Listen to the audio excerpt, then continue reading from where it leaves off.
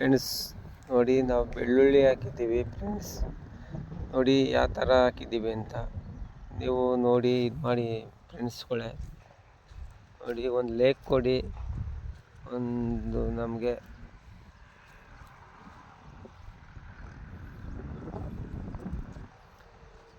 ಒಂದು ಶೇರ್ ಮಾಡಿ, ಒಂದು ಲೈಕ್ ಕೊಡಿ ಫ್ರೆಂಡ್ಸು. ನೋಡಿ ನಿಮಗೆ ಇಷ್ಟವಾದರೆ ನೋಡಿ ಫ್ರೆಂಡ್ಸು, ನಾವು ಬೆಳ್ಳುಳ್ಳಿ ಹಾಕಿ ಆ ಥರ ಇದು ಮಾಡಿದ್ವಿ. ಸಿಂಕ್ಲಾರ್ ಮಾಡಿದ್ವಿ, ಸಾಲು ಮಾಡಿದ್ವಿ ಎಲ್ಲ. ಈಗ ಮೊಳಕೆ ಬಂದಿದೆ ನೋಡಿ ಫ್ರೆಂಡ್ಸ್ಗಳೇ, ಮೊಳಕೆ ಹೆಂಗೆ ಬಂದಿದೆ.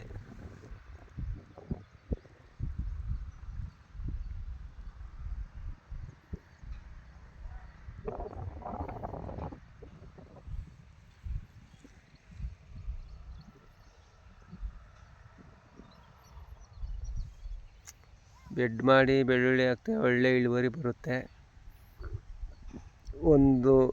ಒಂದು ಬೆಳ್ಳುಳ್ಳಿ ಒಂದಿಂದ ಒಂದಕ್ಕೆ 3 ಇಂಚ್ಗೆ ಹಾಕಬೇಕು.